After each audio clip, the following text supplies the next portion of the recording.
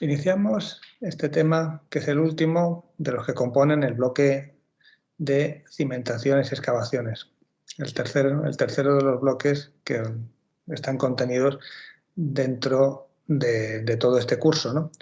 Y tiene que ver fundamentalmente con el apartado de excavaciones. Hemos hablado dentro de excavaciones, primer tema en el cual, después de una breve introducción sobre los principales aspectos a considerar en excavaciones, habíamos visto uno de los aspectos fundamentales en lo que es el diseño de una excavación, que son los sistemas de contención, las distintas técnicas de contención del terreno que tenemos, que podemos actuar pues, para que el terreno se sostenga durante la excavación.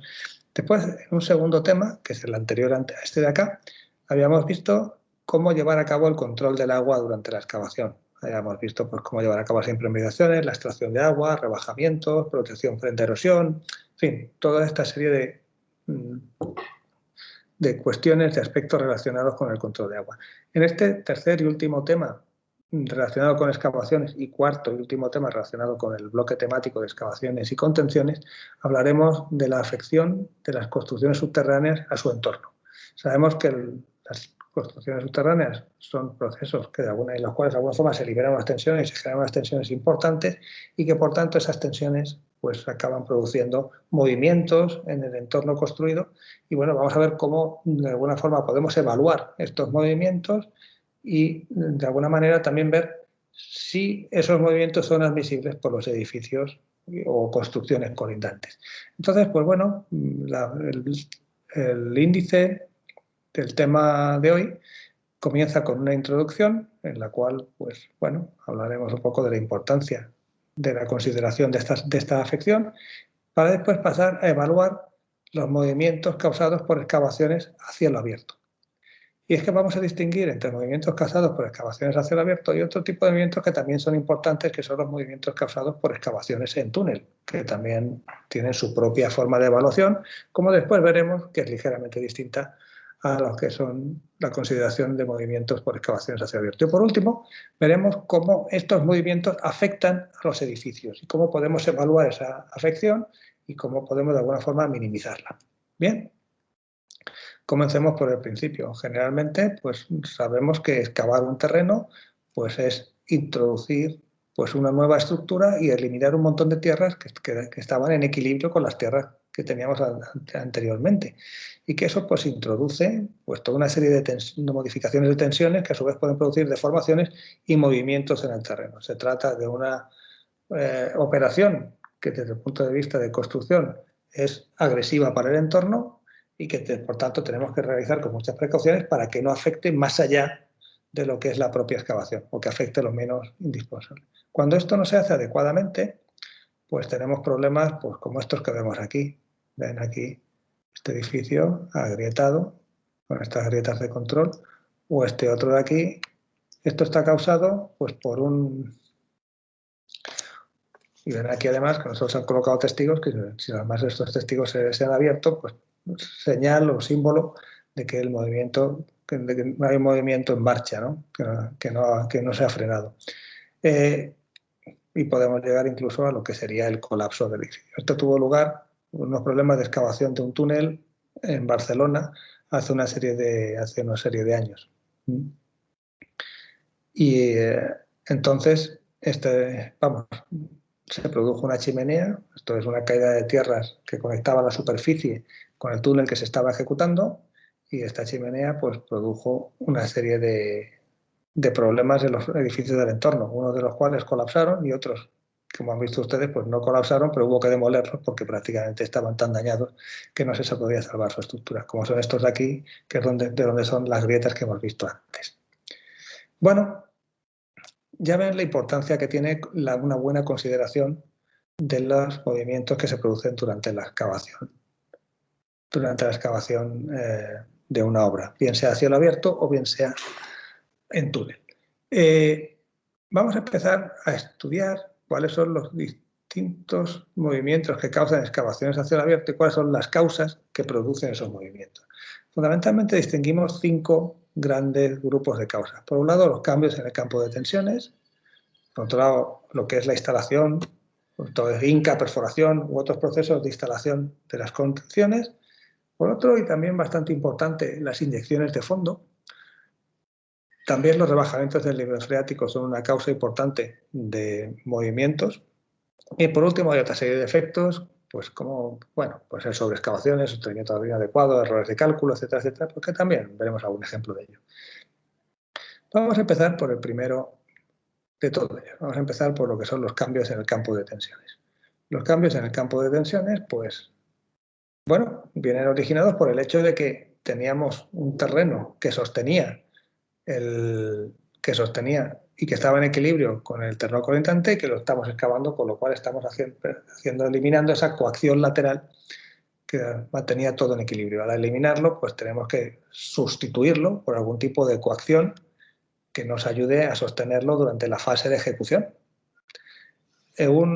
Si fallamos a la hora de hacerlo, pues se producen deformaciones. Las deformaciones, debo decir que por mucho que lo intentemos, por mucho que lo hagamos bien, por mucho que intentemos sostenerlo, por mucho que intentemos que los elementos que colocamos sean lo más rígidos posible, al final algún tipo de movimiento, algún tipo de desplazamiento se produce. Los cambios en el campo de tensiones son elevados y son difíciles de eliminar o de alguna manera de contrarrestar totalmente, con lo cual siempre tenemos un cierto movimiento debido a esas modificaciones del campo de tensiones.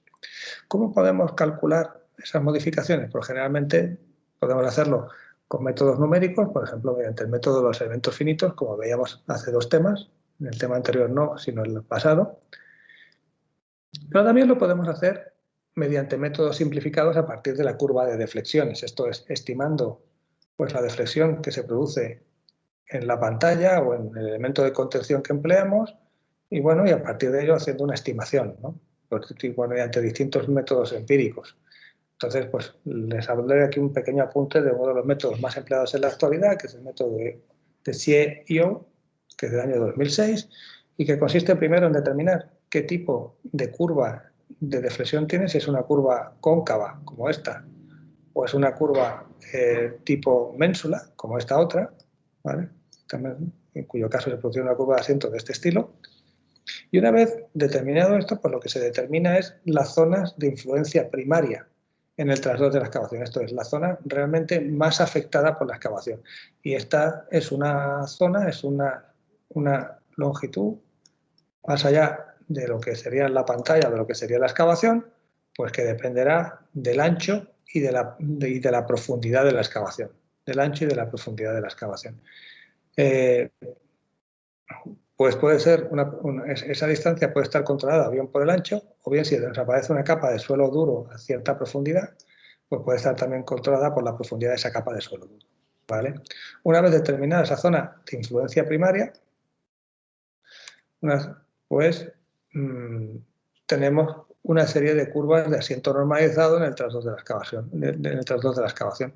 Si lo que tenemos es una curva de tipo abierto, tipo spandrel, pues tendremos una curva de asiento normalizada de este estilo, en el que ven que dependiendo de la distancia, o mejor dicho, de la distancia normalizada en función de la longitud de la línea de influencia primaria, pues tenemos el asiento en función, o el asiento normalizado en función del asiento máximo esperable.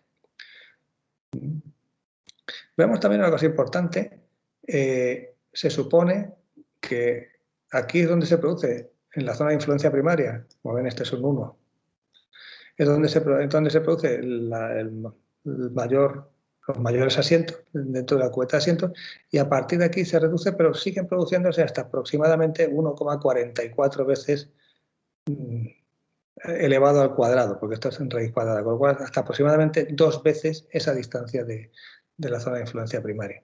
Esto está, como ven, en escala cuadrática. Si la curva es de tipo cóncavo, pues esta es el tipo de curva que se produce en el tras 2, el tipo de curva de asiento que se produce en el tras 2. De nuevo se trata de asientos normalizados en función del asiento máximo y de nuevo se trata de una distancia normalizada en función de la zona de influencia primaria. De nuevo aquí aparece esta zona de influencia primaria que está acá, que es donde se producen los mayores asientos, y a partir de ahí se produce una reducción de la pendiente de la curva, pero se sigue estimando que sigue habiendo asientos dentro de esta zona de influencia secundaria que tiene una longitud prácticamente igual a la zona de influencia primaria. igual a 1. Entonces, dentro de estas curvas, solamente nos faltaría por determinar qué vale este asiento máximo de delta sub VM. Bueno, hay también distintas formas de determinarlo. Y bueno, aquí Huo y Xie nos proponen, por ejemplo, formas de determinar el asiento vertical máximo en función de la altura de la excavación y el asiento horizontal máximo en función de la altura, el asiento del movimiento horizontal máximo en función de la altura de la excavación. Aquí tienen, por ejemplo, la deflexión horizontal máxima en función también de la altura de la excavación y, como ven, pues se encuentra en un rango relativamente reducido entre 0,2% y el 0,5% de la altura de la excavación. Bien, bueno, esas son formas de hacerlo. Lo más habitual es hacerlo mediante métodos numéricos que se determinan bastante bien, pero si no, estos métodos simplificados y empíricos dan unos resultados bastante razonables y además bastante fáciles de obtener. Bueno, además de estas modificaciones del campo de tensiones que pueden ser evaluados con bastante buen criterio y con bastante buena precisión mediante métodos numéricos o incluso mediante métodos empíricos, tenemos otra serie de efectos que también pueden producir cambios y pueden producir asientos y movimientos en el terreno alrededor de lo que es la excavación. Podemos causar movimientos, asientos e incluso molestias a través de vibraciones mediante, por ejemplo, la hinca, la perforación u otro proceso de instalación de contenciones. Por ejemplo, cuando hincamos tablestacas estamos introduciendo una vibración importante en el terreno porque obviamente puede llegar a molestar edificios colindantes. Y si esos edificios tienen una cimentación que se encuentra en estado precario, en un terreno que puede llegar a ser blando y que puede llegar a transmitir esto con bastante severidad, estas vibraciones, podemos llegar incluso a producir el colapso del edificio colindante si no se hace eso con cuidado y no se tiene un poco en consideración por la situación en la cual se encuentra el edificio colindante, ¿no? Además de la hinca de tablestacas, pues bueno, cuando manejamos, por ejemplo, grandes muros pantalla, pues estamos manejando piezas de un tamaño notable en las cercanías o en las proximidades de cimentaciones colindantes. Es el manejo de esas grandes piezas, pues un fallo de maniobra o un golpeo y tal, puede producir daños, obviamente, y puede producir movimientos dentro de los cimientos de los edificios contiguos. Y por tanto hay que hacerlo con cuidado y con una serie de precauciones, ¿vale? También la perforación del muro pantalla puede llegar a producir un pequeño cambio en el estado de tensiones en las proximidades del entorno próximo del muro pantalla. Generalmente, ese efecto suele ser despreciable, ese efecto de lo que es la excavación del muro pantalla con el sostenimiento con lodos bentoníticos y todo esto, pero suele ser un efecto despreciable en suelos firmes suelos firmes y duros, siempre que la técnica constructiva se escoja y se realice bien, pero puede llegar a ser importante en suelos medios y blandos. Por ejemplo, en el Cairo, en excavaciones de metro en el Cairo, se llegaron a detectar asientos de este estilo, que como pueden ver aquí, pues pueden llegar a ser más o menos importantes, del orden del 4% del 0,04% de la profundidad de la zanja de excavación, del batache excavado. O sea, eran asientos, si no tremendamente dañinos, sí al menos asientos notables, o sea, que podían ser detectados, ¿no? Entonces, bueno, pues es importante que en estos casos se haga esa evaluación de los asientos que podemos hacer y en cualquier caso, independientemente del suelo que tengamos, es muy importante que escojamos bien la posición de los paneles con respecto a la cimentación. Porque aquí sí que es muy importante, más allá de los cálculos que podamos hacer una correcta planificación de obra y hacer algo que sea racional a la hora de la ejecución. Por ejemplo, a la hora de ejecutar el panel 2, este que vemos aquí, si cuando ejecutamos el panel 2, colocamos el panel 2 de forma que tengamos el cimiento, o sea, la columna más próxima en esta posición, en la posición 1, esto es en el centro de la excavación de este panel, pues es probable que tengamos movimientos de este estilo. Sin embargo, si los situamos de forma que el panel 2 recaiga con respecto a este pilar en esta posición, de forma que cuando excavemos el panel 2 el pilar que tengamos aquí se encuentre en un extremo del panel, o sea, no se encuentre justo en el centro, pues vemos que los movimientos que vamos a causar en este punto son del orden de la mitad de los movimientos que causamos justo en el centro del panel, lo cual, por otro lado, es simplemente lógico, bastante lógico, que de esta manera pues abrimos todo el entorno hacia los dos lados de la posición de este punto, mientras que de esta manera pues solamente abrimos la mitad, con lo cual pues parece bastante lógico que se comporte de una forma pues mucho más adecuada, ¿no? Bien, otra posibilidad que podemos, otra de las operaciones que también puede llegar a ser agresiva en los movimientos son las inyecciones de fondo. Vimos el otro día cuando hablábamos del control del agua en las excavaciones cómo pues y podríamos aprovechar para colocar tapones de inyecciones en la base de la excavación para que de alguna manera impidieran el flujo de agua, no solo impidieran el flujo de agua, sino que también, pues, yo qué sé, pudiéramos emplearlo como estampidor, esto es como un puntal en esta dirección, y también pues para evitar el levantamiento de fondo por subpresión, ¿no? Pues empleando este tipo de tapones de fondo. Entonces, pues, cuando los instalamos y los calculamos, pues hacemos el supuesto de que de repente esto aparece. No tenemos en consideración que esto es un fenómeno de inyección y que por tanto se introduce una serie de presiones en el terreno y una serie de modificaciones en el terreno que también pueden afectar al entorno y que pueden afectar a la excavación, ¿vale? Entonces, bueno, tenemos estos niveles de inyección que podemos emplearlos como puntales o bien como tapones de fondo. Estos puntales se suelen llamar estampidores cuando se emplean, cuando se emplean inyecciones o se emplean losas de inyección o losas de fondo, se suelen llamar estampidores. Y cuando lo hacemos fundamentalmente con la técnica de Jake-Routing que ya vimos en el caso anterior. Y cuando hacemos el cálculo consideramos que el nivel de inyección aparece de repente, es lo que se considera en inglés, cuando se habla de métodos, vamos, de sistema, vamos, un cálculo numérico, entendemos que esto es como wish in place, o sea, como deseado, deseamos es como una especie de genio que de repente un material que antes era una cosa, de repente se convierte en otra, ¿no? Sin ningún tipo de proceso de instalación intermedio, porque el cálculo al principio no lo considera. Bueno, vamos a ver este caso que estábamos viendo, el caso este del mercado central, que es este que les pongo aquí. Es un caso de una excavación de 32 metros, tapón de fondo situado hasta 40 metros de profundidad, 8 metros de espesor de tapón, etcétera, etcétera. Nivel freático situado aproximadamente a 8 metros de profundidad, con lo cual hay una diferencia de cota entre este punto y este de 32 metros de distancia. Alrededor de esta estación que estamos excavando, pues hay algunas obras importantes dentro de Valencia, unos bienes de interés cultural, como por ejemplo nuestro mercado central, una de nuestras mayores representaciones del modernismo valenciano, y que en la actualidad actúa como un mercado central, con sus puestos de fruta, de carne, de embutidos, etcétera, etcétera.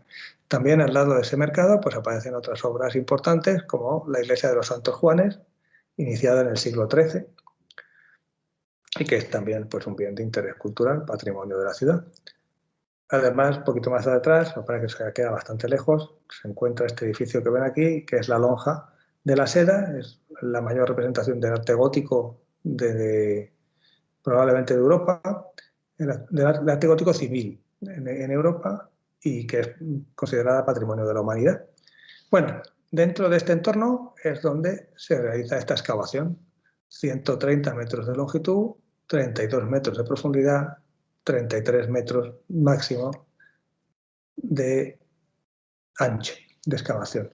Y para evitar el levantamiento de fondo, pues realizamos inyecciones de fondo mediante Jake-Routing, intentando que de alguna forma el agua no penetre y no se nos produzca levantamiento de fondo, tal y como hemos visto en el tema anterior.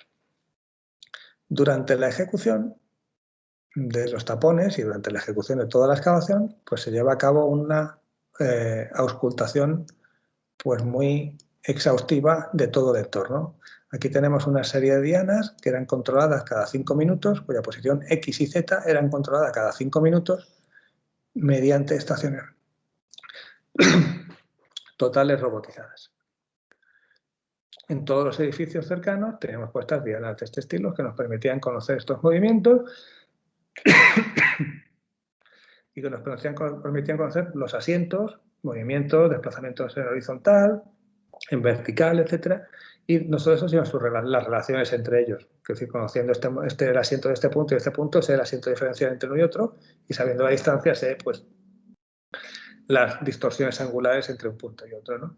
Bueno, el caso es que, fijándonos, por ejemplo, en este punto de acá, en el punto 1105, durante la excavación, una fase de la excavación, la fase de las inyecciones, pues observamos los movimientos que se producían durante la inyección. La inyección más o menos empieza aquí. Hasta aquí son una serie de meses que dejamos pues, para tener controlado los movimientos naturales del entorno, que se pueden producir por variaciones del nivel freático, bueno, y otros aspectos, fundamentalmente variaciones del nivel freático, tener controlados los aspectos naturales del entorno. Pero claro, a partir de aquí ya empiezan las inyecciones. Y cuando empiezan las inyecciones, de repente se aceleran los movimientos y nos encontramos con que el edificio sube. El edificio se eleva. ¿Vale? Se eleva y tenemos aquí pues toda una serie de...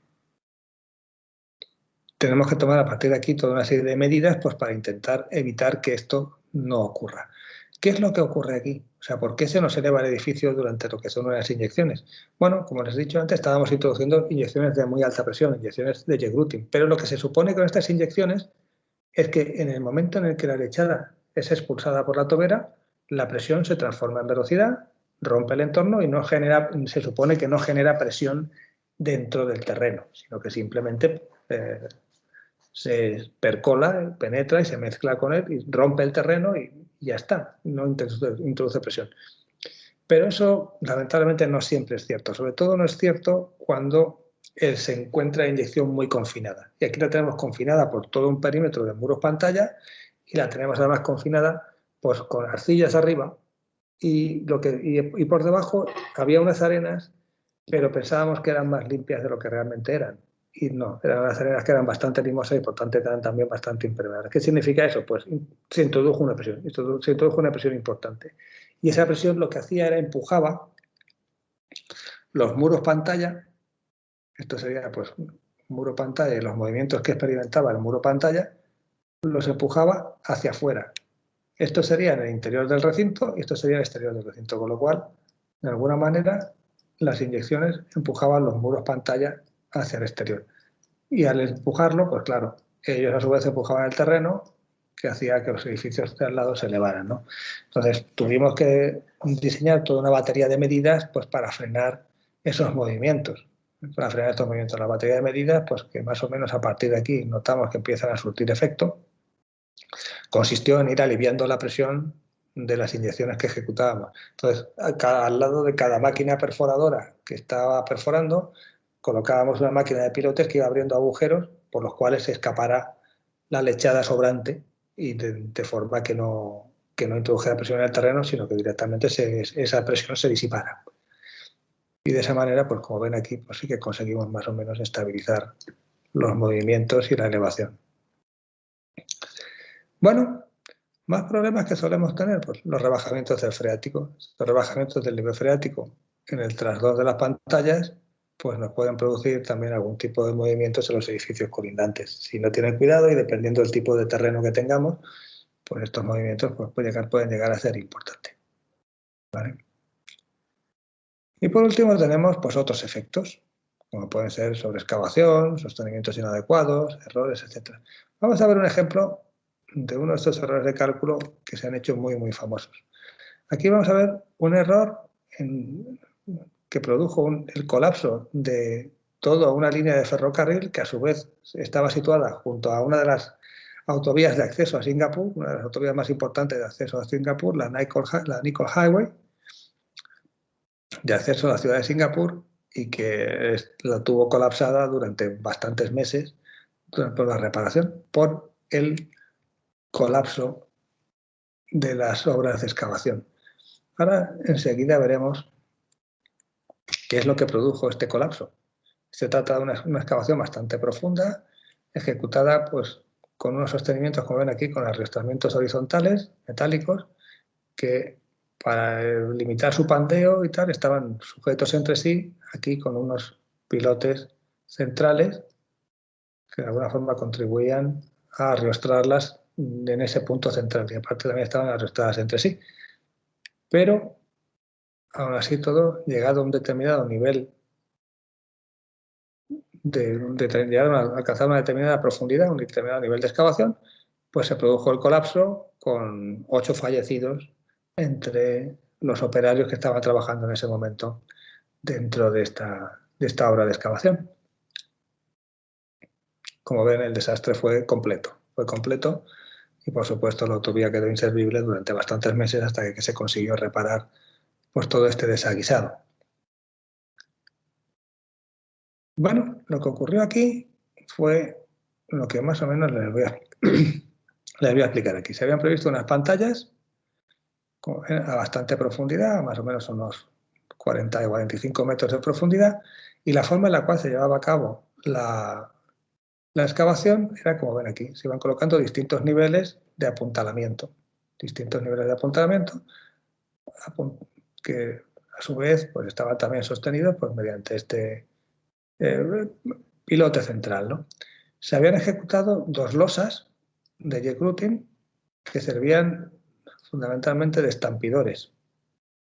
Aquí tenemos una losa de J-Grouting que se construía como sacrificio, se sacrificaba, me refiero, en el momento en el cual se alcanzaba el nivel 9 y se colocaba el 9º puntal, se podía eliminar esta losa y una vez eliminada esta losa se colocaba un nivel 10 y ya se alcanzaba la cota máxima de excavación, que era esta.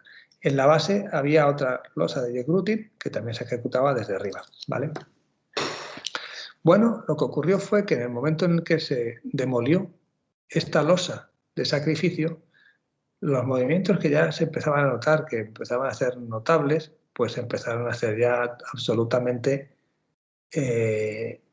bueno, directamente se dispararon y acabó produciendo el colapso total de la estructura. ¿Qué era lo que había pasado aquí? Pues verán, aquí para hacer este cálculo se había empleado un método de cálculo, uno de los programas de cálculo más habituales y más famosos que se suelen emplear en este tipo de excavaciones, el Plaxis, es un programa holandés y es un método de elementos finitos específicamente diseñado para geotermia. Y cuando se llevó a cabo el cálculo se empleó un modelo de suelo determinado, el modelo de Morculom, que es un modelo relativamente sencillo, elástico, perfectamente plástico, y se ejecutó el cálculo en tensiones efectivas sin drenaje. Bueno, suponiendo que al no tener drenaje, pues se podía deducir la resistencia al corte sin drenaje pues, a partir de esas ecuaciones constitutivas. Lo que ocurre es que eso es válido siempre y cuando las arcillas no sean muy blandas. Entonces, en el propio manual de Plaxis se indica lo siguiente. La reducción de la tensión efectiva durante el proceso de carga sin drenaje es un fenómeno conocido en ingeniería geotécnica. Este fenómeno tiene una influencia negativa en la resistencia cerebral del subsuelo. Si se emplean modelos simples del suelo como el Morculom, este efecto no es tenido en cuenta y provoca una sobreestimación de la estabilidad cuando se emplean las propiedades efectivas de resistencia del suelo. ¿Qué había pasado? Pues se había, explicando esto en Román Paladino de forma sencilla, se había sobrevalorado la resistencia del suelo. El suelo tenía mucha menos resistencia de la que se supuso y queriendo emplear una forma más sofisticada de hacerlo, se empleó una forma más sofisticada de tener en cuenta la resistencia, pero con un modelo que no admitía esa sofisticación. Con lo cual, lo que acabó produciéndose es la rotura que aquí ven simplemente por un defecto de cálculo, por una infravaloración de las presiones del terreno y una sobrevaloración de la resistencia de ese terreno, ¿vale? Y eso pues es lo que produjo ese desastre. No produjo un fallo operativo, no, simplemente un error de cálculo. Y ni siquiera un error, de forma más concreta, un error en la elección del modelo de cálculo. Bueno, hemos dado un repaso general, un poco rápido, pero amplio, de los distintos movimientos causados por excavaciones a cielo abierto y las posibles causas asociadas a esos movimientos. Vamos a hablar ahora de otro tipo de excavaciones y los movimientos asociados a ellas, que son las excavaciones en túneles. Y vamos a hablar un poco de las causas de movimientos en túneles excavados con tuneladoras. Sé que las últimas noticias son que en Bogotá ya no se va a hacer el metro subterráneo, sino que va a ser un metro elevado. Bien, eso es una cuestión política y técnica y económica que han decidido, pero bueno, si algún día, antes o después, pues acaban ejecutando en Bogotá pues un metro subterráneo, cosa que yo creo que antes o después acabarán haciendo, probablemente más después que antes, pues va a llevar asociados una serie de problemas de movimientos en el entorno porque tienen que ser tratados, evaluados y de alguna forma pues paliados, ¿no? Mediante distintos efectos, mediante la correcta elección de la tuneladora, mediante la correcta evaluación de asientos, mediante las correctas medidas correctoras y protectoras que puedan ser necesarias. Entonces, bueno, vamos a hablar muy rápidamente, muy rápidamente, de cuáles son las causas de movimientos en túneles excavados con tuneladora y vamos a hablar muy rápidamente. Voy a presentar, aunque solo sea una serie de flashes, de cómo se llevan a cabo esos cálculos sin entrar en profundidad en ellos, de forma que sepan ustedes qué es lo que va asociado a los movimientos que se causa por la excavación de un túnel, ¿no?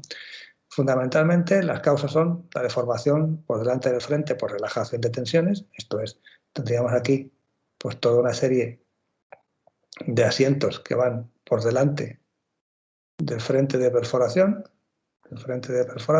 y que se producen pues, una relajación de las tensiones que se producen aquí abajo y que acaban afectando pues, a todo ese entorno por encima.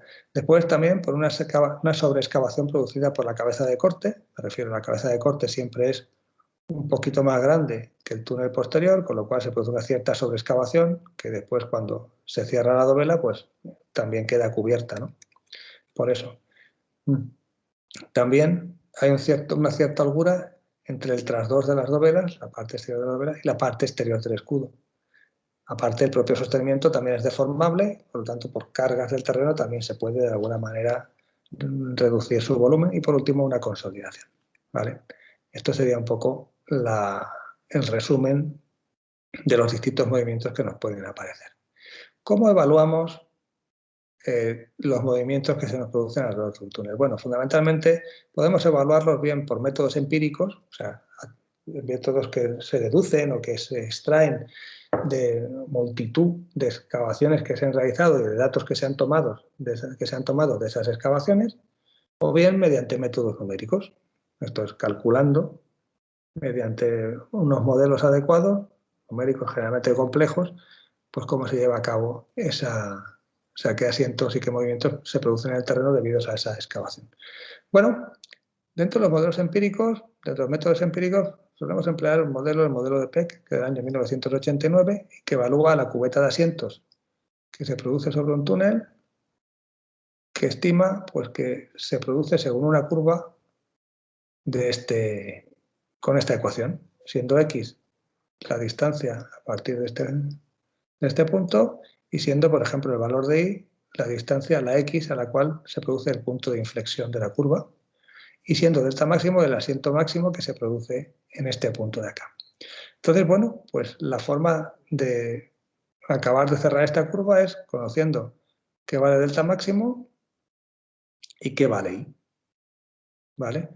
Delta máximo solemos estimarla como v sub s partido por la raíz de 2pi y por i, siendo v sub s el volumen de asientos general, esto es el volumen general de asientos de toda la cubeta. Y generalmente este v sub s se indica como un volumen unitario multiplicado por el área de túnel, el área de excavada del túnel, pi r cuadrado. Pi r cuadrado. Bueno, este sería el modelo de Peck, más o menos cómo determinar la curva. Y aquí tenemos pues, cómo determinar algunos de estos parámetros que hemos visto. Aquí vemos pues, cómo determinar el volumen relativo de asientos en función de determinadas experiencias, pues, más o menos asignando al terreno que estemos excavando pues, uno de los terrenos pues, que previamente se han estudiado. Por ejemplo, ¿cuál sería un terreno que sería homologable al que podemos tener en Bogotá? Pues la arcilla de Londres, pues no. La arcilla de Londres no es muy buena arcilla, pero es mejor que la que hay en Bogotá, por lo menos en la zona lacustre. ¿Depósitos glaciares? Pues no, tampoco. ¿Arcillas acuaternarias? No. ¿Arcilla dura y arcilla compacta de Madrid? No, ni hablar. El terreno de Madrid es un terreno estupendo para ser perforado por túnel. ¿El cuaternario aluvial de Valencia? Tampoco, es bastante más duro. Son arcillas mucho más firmes, mucho más duras que las que puede haber en Bogotá. ¿Arcillas blandas y arenas aluviales bajo el nivel freático del metro de Singapur? Sí. Estas podrían ser homologables, al igual que las arcillas blandas y arenas aluviales también de esta otra parte del metro de Singapur.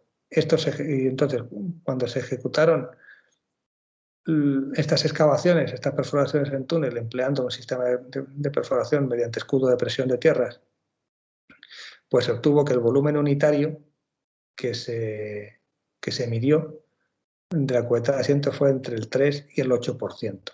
Entre el 3 y el 8%. Mientras que en este otro de Singapur, pues menor del 0,5%, pero en general con algunos incidentes del 1 al 2% y 1 al 5%. Yo probablemente en Bogotá optaría más bien porque estaríamos del orden de entre el 2 y el 3%, probablemente. ¿Vale? El metro de Washington también tuvo unos asientos notables de entre el 3,8 y el 24%.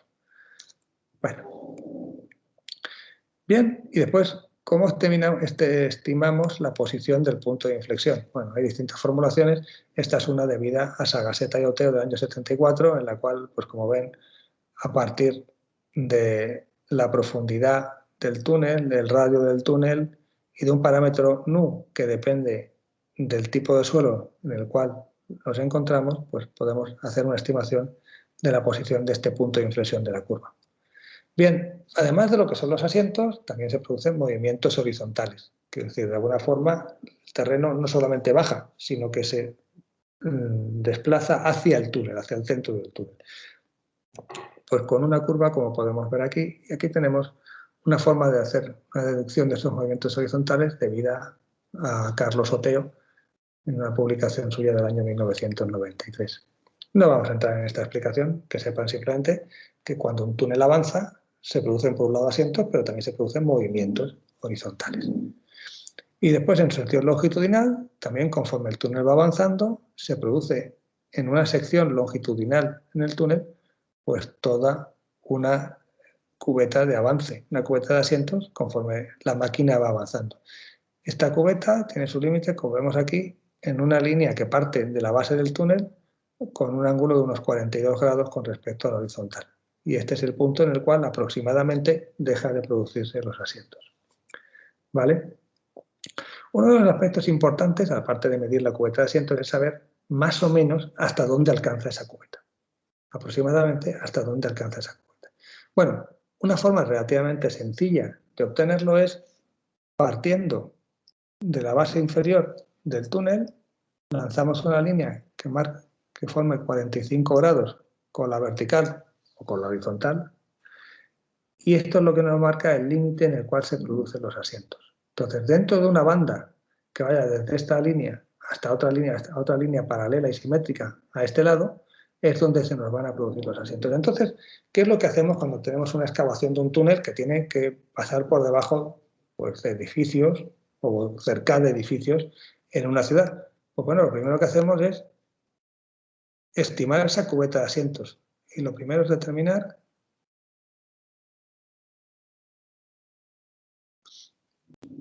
de dónde a dónde va esa cubeta de asientos. ¿Qué ancho de banda tenemos que va a ser afectado por la excavación?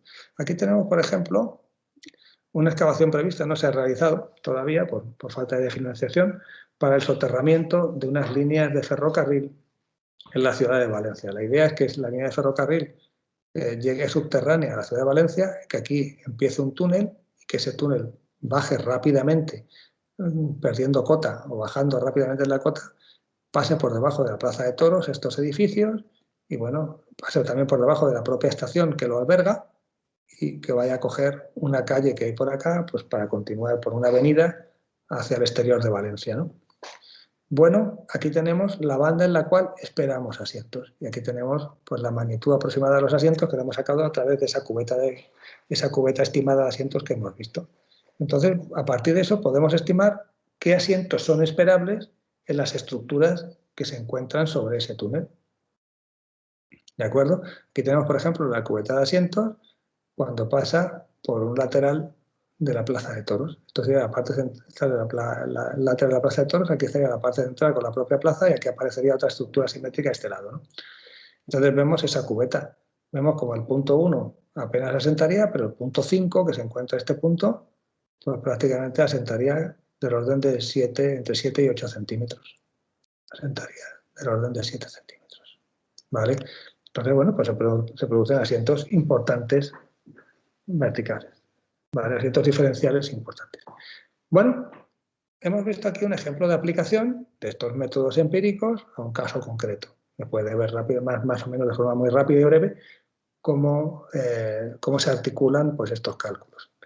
Hemos dicho además pues, que existe la posibilidad de hacer modelizaciones. La modelización puede ser sencilla, en 2D, en cuyo caso, pues, bueno, lo que estudiamos es la relajación de tensiones en el revestimiento y a partir de eso pues, determinamos los asientos en el exterior. O podemos hacerlo también en 3D teniendo en cuenta pues, todos estos efectos, empleando, pues, por ejemplo, modelos de cálculo como este que ven aquí, que es un programa de cálculo que se conoce como FLAC, el FLAC 3D. Hay otros distintos, el Plaxis, Geoslope, etcétera, etcétera. Hay, vamos, muchos modelos de cálculo, estos son los más empleados. FLAC y Plaxis son los más empleados en el cálculo en 3 dimensiones. Generalmente, obviamente, el modelo en 3D suele dar pues, mejores resultados que el modelo en 2D. ¿Vale? Bien, bueno, de alguna forma, de una de estas formas, bien mediante un modelo numérico, bien mediante un modelo empírico, y generalmente de las dos maneras, generalmente uno hace el modelo numérico y además hace el modelo empírico para hacer una comparación entre ambos, pues bien de una forma, bien de otra, o bien mediante ambas formas, determinamos los asientos y movimientos esperables alrededor del túnel. Entonces, sabemos que esos asientos van a afectar de una determinada forma a los edificios que tenemos encima. El siguiente punto dentro de todo este proceso es determinar si esos asientos son o no dañinos para nuestra estructura. Entonces vamos a intentar ver qué criterios tenemos para evaluar el daño que un asiento o que unos movimientos pueden producir sobre una estructura. Antes de empezar con eso, tenemos que definir toda una serie de términos. De entrada, todos sabemos lo que es el asiento. Esto es lo que un punto desciende entre un momento y otro. Esto sería el asiento. Entonces, una estructura, pues cada uno de sus puntos está sometido a un asiento distinto. Hay un asiento, el mayor de ellos es el asiento máximo, obviamente. Después, entendemos que la diferencia que hay entre un asiento en un punto y un asiento en otro punto, por ejemplo, la diferencia que hay entre este S1 y este S2 o S max, es lo que llamamos asiento diferencial entre estos dos puntos. ¿Vale? Delta sub S. Este es el asiento diferencial, la diferencia de asientos entre S1 y S2. Esto suele ser más importante casi que el asiento, porque imaginen ustedes que una estructura bajando toda a la vez, pues apenas sufre daños, porque bueno, se mueve y baja toda conjuntamente, pero no se producen esfuerzos internos ni deformaciones internas dentro de la estructura, con lo cual la estructura no sufre daños. El asiento diferencial ya vemos que sí genera daños porque altera la configuración original de las piezas de la estructura. Pero claro, vemos también, desde un punto de vista intuitivo, que si, por ejemplo, esta distancia, vamos a poner, por decir un valor, que este diferencial de asiento sea del orden de 5 centímetros, un valor importante. Bueno, si esta distancia es del orden de 10 metros, pues el valor es importante. Pero es mucho más importante si esta distancia, en lugar de ser 10 metros, son 4. ¿Por qué? Bueno, porque los puntos están más próximos entre sí, entonces es un asiento diferencial que de alguna manera causa una distorsión mayor. Entonces vemos que hay un parámetro que también nos importa mucho desde el punto de vista del daño que sufre la estructura debido a los movimientos, que es la distorsión angular, es lo que llamamos distorsión angular. La distorsión angular es el asiento diferencial entre dos puntos dividido por la distancia entre esos dos puntos. Que lo que realmente causa daño a la estructura no es tanto el asiento, diferencial como la distorsión angular, que de alguna forma pues está como mucho más importante, es mucho más importante desde el punto de vista de la consideración de los daños que sufre la estructura, ¿vale? más cuestiones o más parámetros que también son importantes a la hora de evaluar el asiento. Si imaginamos, esta es la estructura, pues como si fuera una línea recta, y vemos la deformada que se produce en la estructura, desde un punto a otro, pues la diferencia que hay entre la línea recta que une los dos puntos extremos de esa estructura y la deformada es lo que llamamos la flecha. Y en la flecha tenemos una flecha máxima, que sería esta de acá. ¿Vale? Esto es lo que conocemos como flecha de la estructura. Y, de nuevo, lo importante no es tanto la flecha como la flecha relativa. Esto es la flecha en relación a la longitud, a la dimensión de esta estructura, a esta L sub t. Esto es lo que llamamos flecha relativa. ¿Vale? Estos son los parámetros fundamentales. Hay otro más, como puede ser la inclinación, que es importante, por ejemplo, a la hora de evaluar los daños que puede sufrir un elemento esbelto como una torre o una chimenea o algo, un edificio pues más esbelto, una construcción más esbelta, ¿no? Bueno, entonces a la hora de determinar cuáles son los límites de asiento que producen daños a la estructura, pues para ello hay varios criterios. Hay un criterio como muy básico y si queremos muy antiguo, en el cual se dice, bueno, evaluemos en función del asiento máximo. El asiento máximo tiene que ser inferior a un asiento admisible. Entonces, por ejemplo, la norma española del año 88 marcaba los límites de asiento en función del asiento máximo. Entonces, dependiendo del tipo de edificio y dependiendo del tipo de terreno, no era lo mismo para terrenos cohesivos o para terrenos no cohesivos, pues teníamos una limitación de asiento. Y también dependía, aquí no está, pero también dependía del tipo de cimiento. En losas se admitían cimientos mayores que en zapatas. Bueno, ese es un criterio clásico que debo decir que se emplea relativamente poco. O al menos se emplea como complemento, no como único criterio.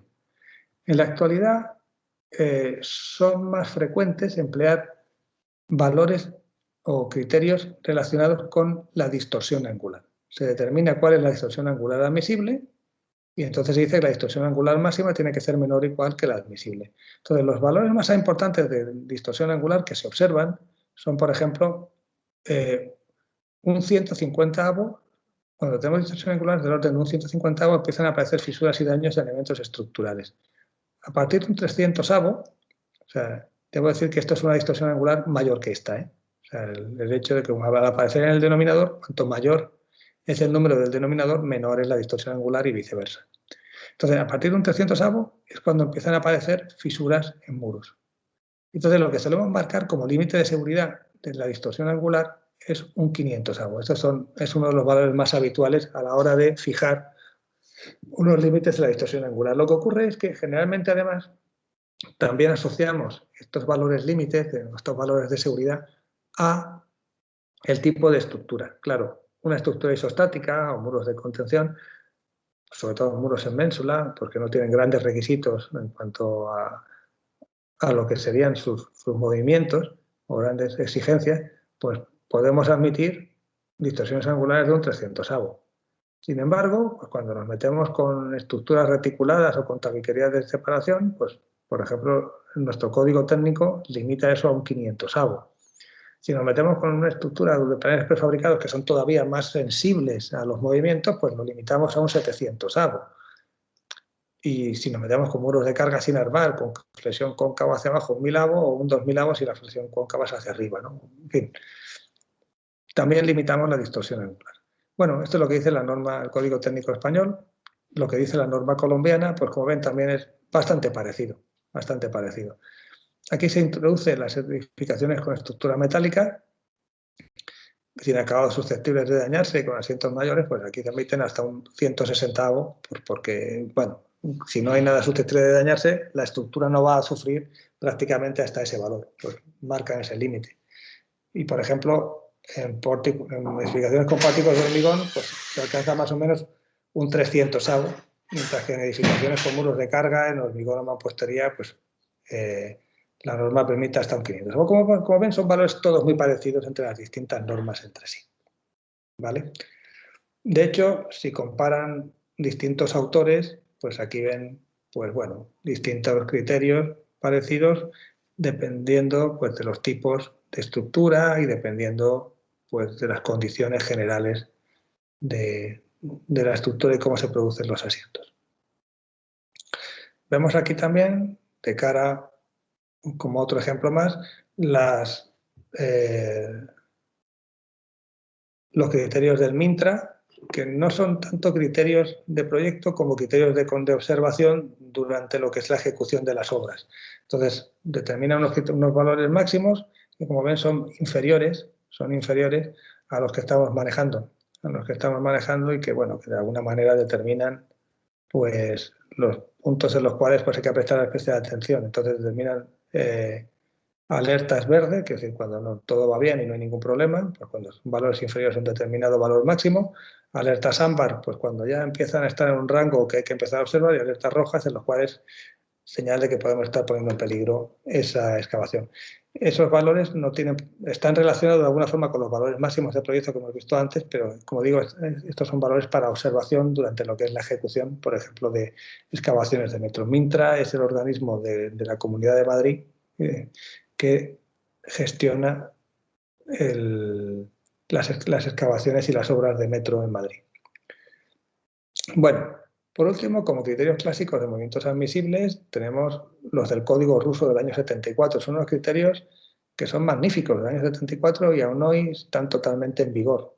Vemos que dependiendo del tipo de estructura, define distintos criterios para lo que es la evaluación de los movimientos. Por ejemplo, en el caso de pórticos de hormigón armado sin arrastramiento, dice o define que los valores límites de movimientos de la cimentación son, por un lado, distorsión angular, pero además también limita el asiento máximo.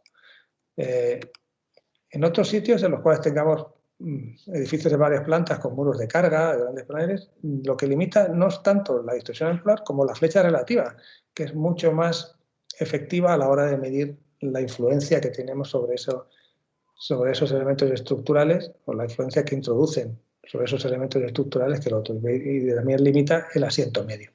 Bueno, vemos que eso lo realiza pues, para distintos tipos de obra y a cada una le asigna los criterios que considera más adecuados y que realmente están muy bien estudiados dentro de este código. Yo creo que este código ruso es uno de los mejores valores para lo que es la evaluación de los daños que producen los movimientos sobre los edificios.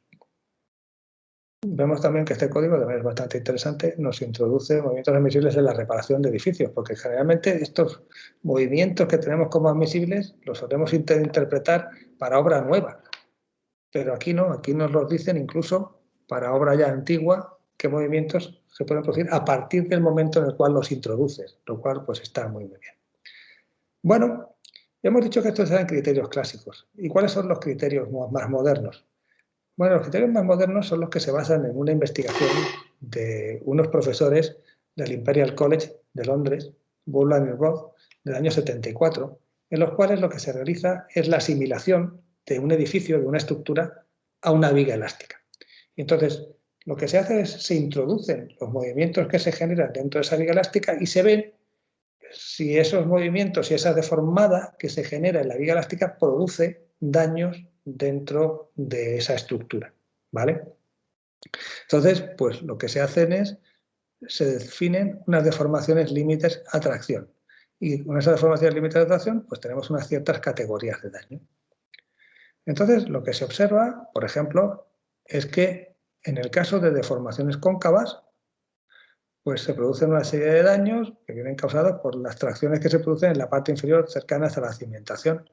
Eso es dañino, pero por ejemplo resulta más dañino la otra deformación, la deformación convexa, en la cual pues lo que se produce es que el edificio se abre prácticamente como una granada, generando tracciones en la cara superior, lo cual es bastante más dañino.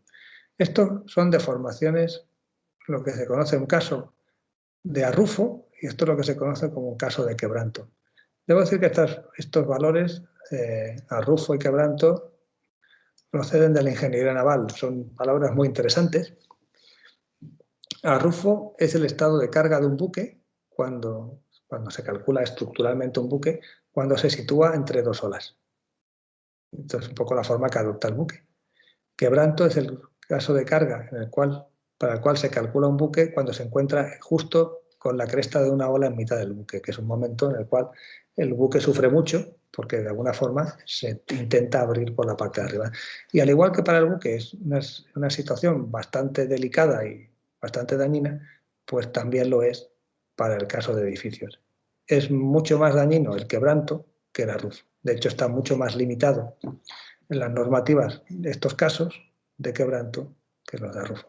Bueno, además de eso, dependiendo del tamaño y las dimensiones del edificio y de los muros que tengamos, vamos, estos muros de edificios con muros de carga, pues podemos tener problemas bien de flexión, como en este caso, o bien de cortante.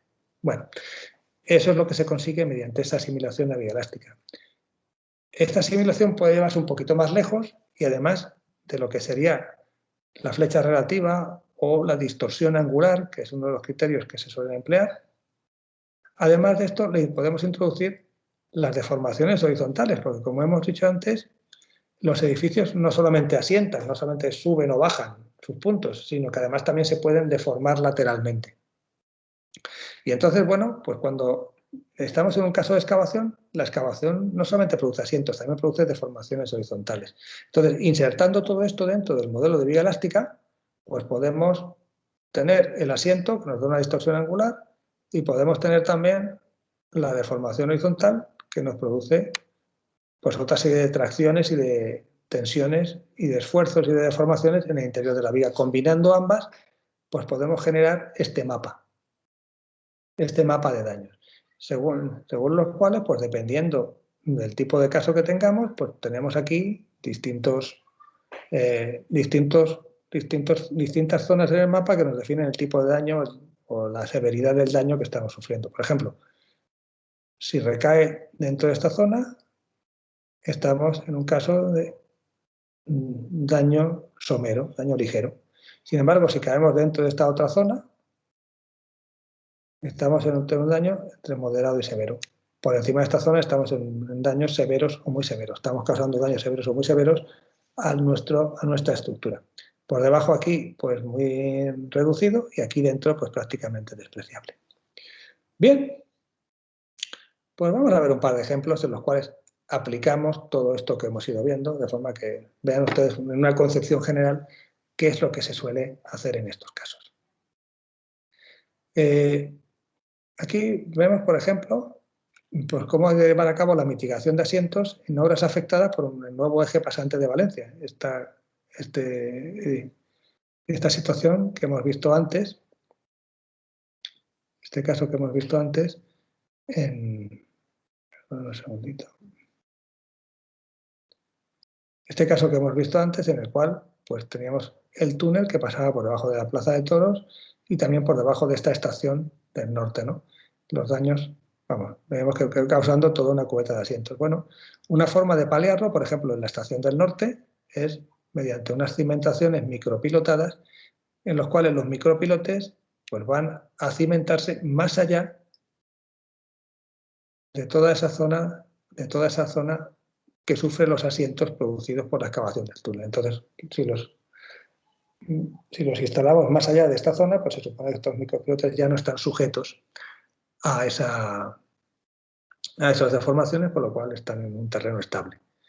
Por ejemplo, en la Plaza de Toros, sin embargo, la cosa es distinta, porque tenemos una estructura con unos apoyos muy extendidos y que prácticamente funciona como si fuera una carga uniformemente repartida. En estos casos, lo que se puede hacer, o lo que se propuso hacer, o lo que se ha propuesto hacer, es lo que se conoce como una jaima, una cimentación o un recalce tipo jaima, en lo cual lo que se hace aquí, se intenta hacer como una tienda de protección mediante una serie de inyecciones que de alguna manera deriven las cargas hacia el exterior de la zona de influencia, ¿de acuerdo? Y de esa manera, pues, paliar los efectos. Esto se hizo solo en un proyecto básico a nivel meramente conceptual, no se llegó a calcular los esfuerzos, ni los movimientos, ni de alguna manera, pues, la mejora que se conseguía con eso, ¿no? Donde sí que se llegó a calcular y a ver bastante bien, pues fue cuando fueron la evaluación de esfuerzos y la mitigación de movimientos que se producía durante la excavación de un túnel, el túnel para el tren de alta velocidad que pasaba cercano a la Sagrada Familia en Barcelona. Es una obra que me imagino que todos ustedes conocerán, o por lo menos habrán oído hablar de ella. La obra póstuma realmente inacabada del gran maestro Gaudí, y es un edificio realmente monumental, impresionante, que bueno, es uno de los edificios más visitados del mundo por turistas y bueno, es realmente una maravilla para observar. Bueno, pues el caso es que por aquí, por esta calle que ustedes ven aquí, por la parte inferior circulaba el túnel de alta velocidad que, bueno, que atravesaba Barcelona en esa dirección, camino a Francia. Camino, ¿de acuerdo? Por debajo de esa zona, vamos, el terreno que hay en esa zona es este que aquí ven. Aquí aquí existe un terreno terciario. Esto es producido, vamos, compuesto por fundamentalmente arenisca, algo de marga, etcétera. Un terreno, pero roca blanda, pero roca al fin y al cabo, bajo el nivel freático que se encuentra a esta cota aproximadamente, y por encima de eso está un nivel cuaternario. Aparece un nivel cuaternario, ¿vale? Sobre el cual está prácticamente cimentada la Sagrada Familia. El túnel discurre a esta cota, por el nivel terciario. Por debajo del estrato de apoyo de la Sagrada Familia. Y debo decir, pues que a no mucha distancia. Si esta es la cimentación de la Sagrada Familia, el túnel circulaba, como ven aquí, a pocos metros de lo que sería el cimiento de la Sagrada Familia. Bueno, el caso es que se calcularon los movimientos que el túnel podía causar en el entorno, los desplazamientos verticales y los desplazamientos horizontales, pues como ven aquí, mediante un programa de elementos finitos, y ese programa de elementos finitos, pues de alguna manera, pues daba todos los movimientos en el entorno de la excavación. Y de esa forma se constituían las cubetas de asiento y las cubetas de movimiento, tanto verticales como horizontales, en las proximidades en las cercanías del túnel y por tanto dentro de lo que sería la Sagrada Familia. ¿Vale? Se vio que los esfuerzos o los movimientos que esto causaba pues producían situación de este estilo dentro del mapa este que habíamos visto antes, en el cual teníamos aquí distorsión angular y aquí deformaciones horizontales. O sea, producían unos esfuerzos razonablemente elevados, quizás excesivamente elevados, unos esfuerzos, unos movimientos excesivamente elevados para algo tan delicado y tan a preservar como la Sagrada Familia. Entonces se previeron una serie de medidas de mitigación. Como esas medidas de mitigación, como medida principal de mitigación, se propuso realizar una pantalla de pilotes de 1,50 m de diámetro cada 2 metros que de alguna forma cortara las deformaciones y que sirviera un poco de rigidación y de protección del terreno frente a la excavación del túnel, de forma que bueno, el terreno no se moviera tanto. Haciendo los cálculos, pues se vio que en efecto se mejoraba muchísimo pues todo esta cubeta de asientos. Si esta es la cubeta de asientos original antes de llevar a cabo los pilotes, la cubeta de asientos que se calculaba colocando esa pantalla de pilotes, como ven aquí, es esta de aquí, que es muy, muy inferior. Y lo mismo con los movimientos horizontales. Lo mismo con los movimientos horizontales. Que si estos eran los anteriores, estos eran los actuales. Y que sobre todo se reducían mucho en el lado de la Sagrada Familia. De esa manera se conseguía reducir los movimientos hasta un nivel de prácticamente despreciable. Debo decir que eso no atajó la controversia y que se protestó mucho. El Cabildo de la Catedral protestó muchísimo diciendo que el Cabildo de la Sagrada Familia protestó muchísimo diciendo que bueno, que eso no garantizaba que la excavación del túnel no causara daños, que no garantizaba que los trenes pasando por aquí a alta velocidad pues produjeran vibraciones que se transmitieran a través de la pantalla y que de alguna manera acabaran alcanzando el nacimiento y cosas de ese estilo. Debo decir que pese a todo esto se construyó, tiene ya bastantes años construido, han circulado muchísimos trenes y no ha habido el más mínimo problema. Todo ha funcionado razonablemente porque se calculó adecuadamente, se realizaron unas medidas de mitigación importantes que ayudaron a controlar el tema Y posteriormente también debo decir que en esta zona se ha cuidado mucho aspectos como, por ejemplo, todos los sistemas de fijación de las traviesas, pues para minimizar las vibraciones transmitidas al terreno. Los trenes ahí van a una velocidad determinada, no pueden ir ahí a la velocidad que quieran, etcétera, etcétera, etcétera, ¿no? Y de alguna manera pues sí que se ha preservado muy bien todo lo que es el entorno de la catedral y toda la afección que se le ha realizado pues a la Sagrada Familia, ¿no? Bueno, con esto terminamos el tema de afecciones de las excavaciones al entorno y acabamos también este bloque temático de cimentaciones, perdón, de contenciones y de excavaciones. Por tanto, cerramos de esa manera ese tema. Les enviaré un vídeo también por si quieren verlo y quieren de alguna manera pues acabar de completar este tema que tiene que ver con la excavación del Metro de Londres. Y bueno, pues espero que lo hayan aprovechado y que les sirva en un futuro. En el siguiente tema iniciaremos lo que es el estudio de las patologías de las cimentaciones y como ya hemos visto antes, pues son 4 temas que iremos desgranando a partir de los próximos días. Bueno, les emplazo hasta entonces. Adiós.